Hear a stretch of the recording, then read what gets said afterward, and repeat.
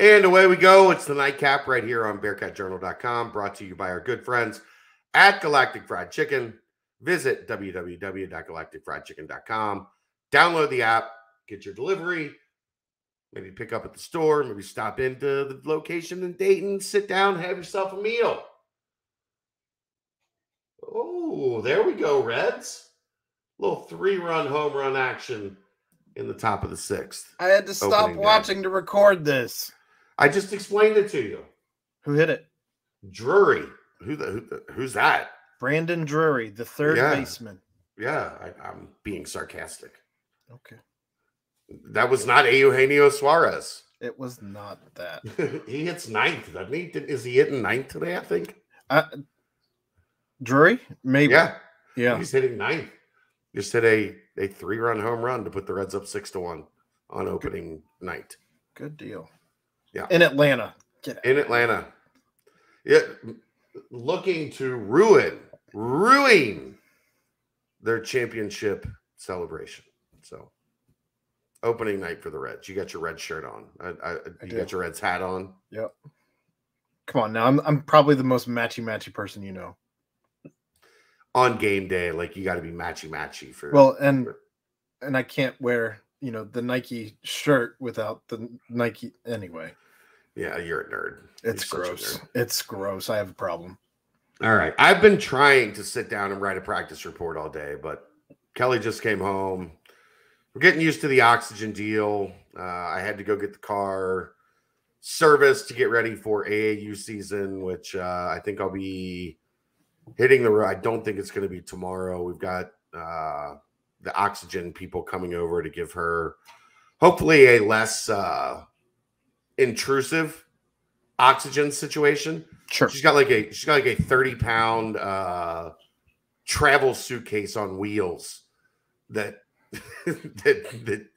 you have to turn the TV up to like 47 to hear over this thing. So oddly, it sounds about the same volume you have to turn up to hear over you, but I'm in a complete room by myself with the doors closed. So it is what it is. And then making a bunch of phone calls, trying to get my mind right for this weekend. Aaron and Brent will be at the spring game. Mm-hmm. I will be in Indy Saturday and Sunday doing AAU. Mick will be at Elite 11 regionals for quarterbacks in Northern Ohio, somewhere in Northern Ohio, whatever. So we'll have you covered all your bases. Because opening day and such. Right. So let's get started. Practice report is what this essentially is going to be. How about a very distinguished guest at practice today? Saw him walk in. None other than Mr. Dominic Goodman, the Wizard. One of my old flag football teammates.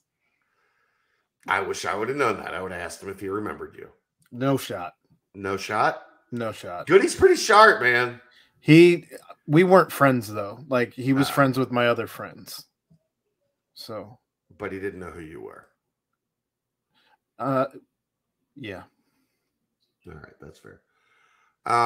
Goody stopped by. It was actually funny after practice.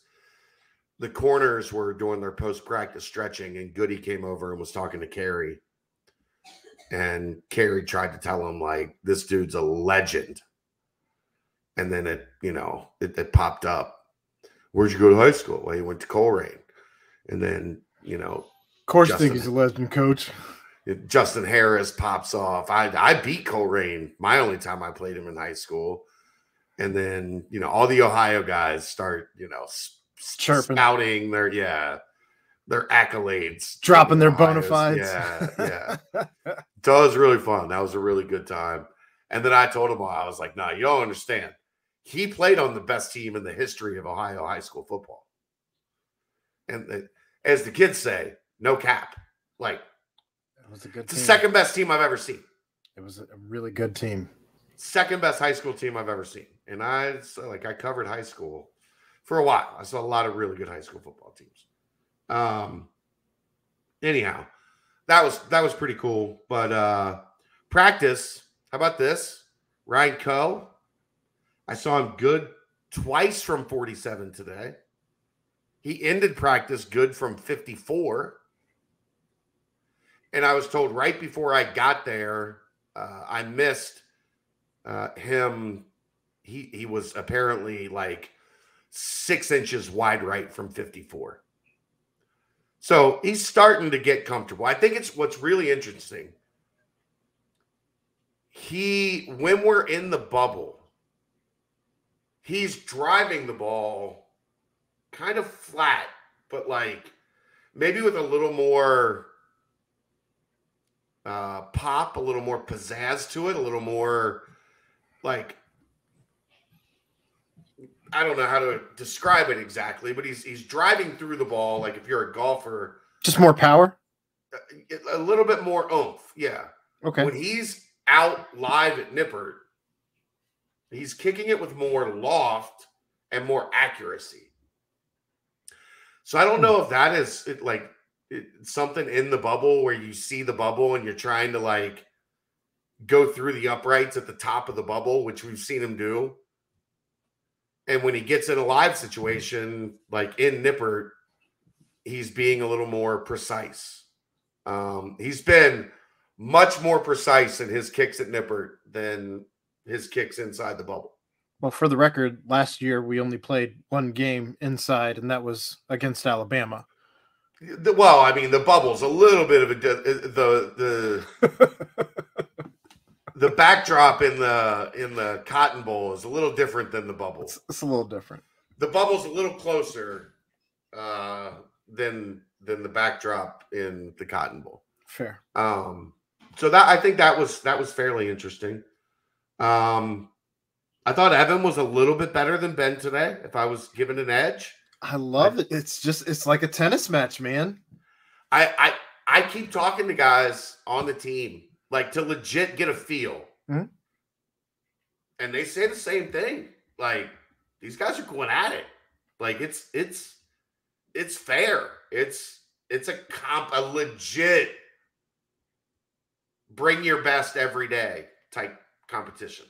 And at the end of the day, that's really all you could ever ask for. Like there's no better possible situation than for both guys to continue to bring their A game day in and day out.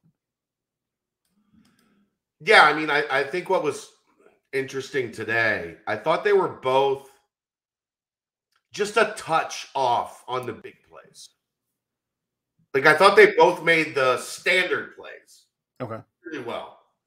And they were moving the ball and hitting the right reads. There was I think the perfect example. Ben made a throw to Mardner today. Mardner was running pretty open down the left sideline. And Ben led him to the point where his foot was on the sideline when he caught the ball. Like he just led him 6 inches too much to the outside. And I saw that from both of them today where they were just missing a little bit. Where I would give Evan the edge today, he was better in the red zone. Okay. And by just a little bit. He hit Blue for a touchdown. He hit Lenny on a fade. That was a really, really good throw in the back right corner of the end zone.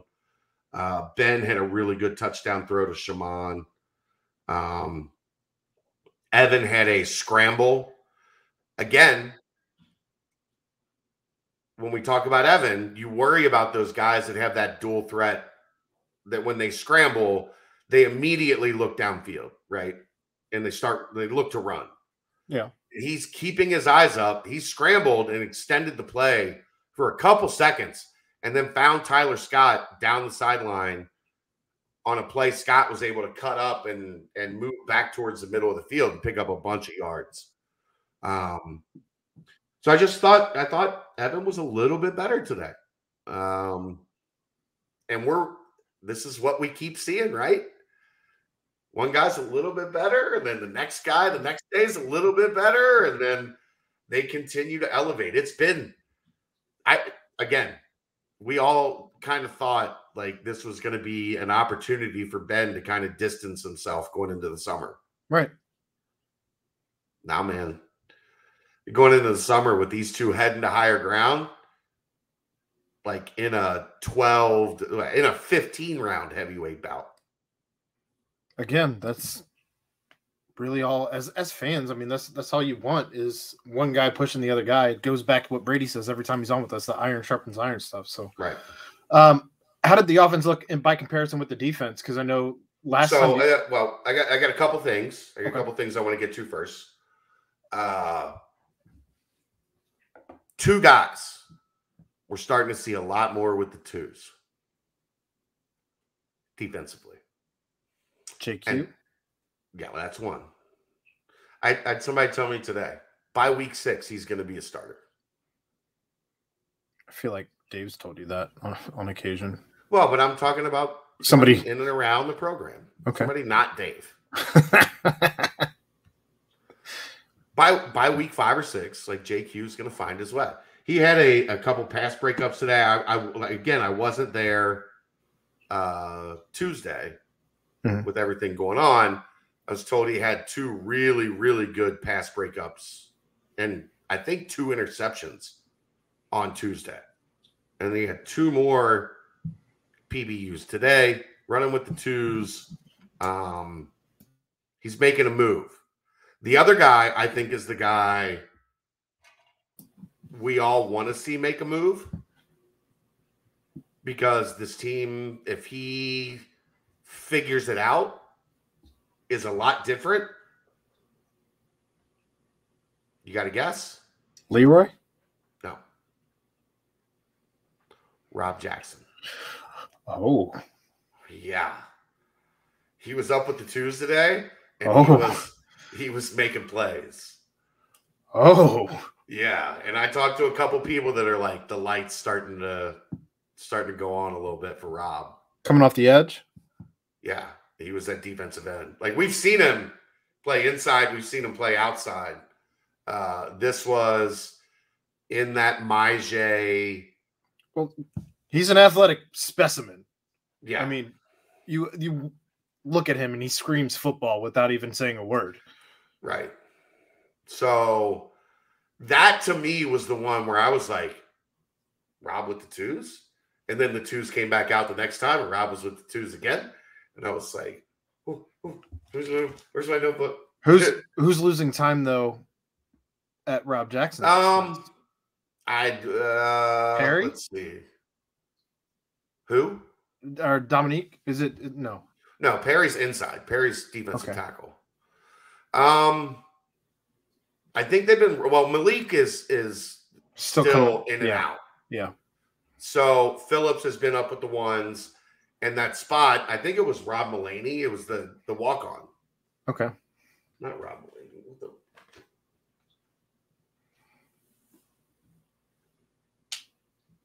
Ryan Mulaney. Rob Mulaney is the guy from It's Always Sunny, right? Something like that. I don't know. Maybe. There was a walk-on that had been holding down that spot. That spot on the second team as a defensive end. Okay. And now Rob is starting to get out there. Good. Starting to get comfortable. And if you can get him comfortable heading into the summer, you can get him some confidence heading into higher ground, you might just have a new toy to play with. I was really impressed to see Rob there with the 2s and holding his own today. Excellent. So those were the 2 biggest newsy things I thought from the day. The other one, if there's a third, Chris Scott apparently took a pretty JQ. There was a play down the sideline, and Chris Scott had to come back for the ball a little bit. JQ, this is Tuesday in practice.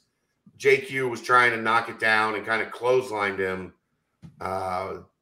Chris went out on a stretcher, and it was apparently a very scary moment in practice on Tuesday.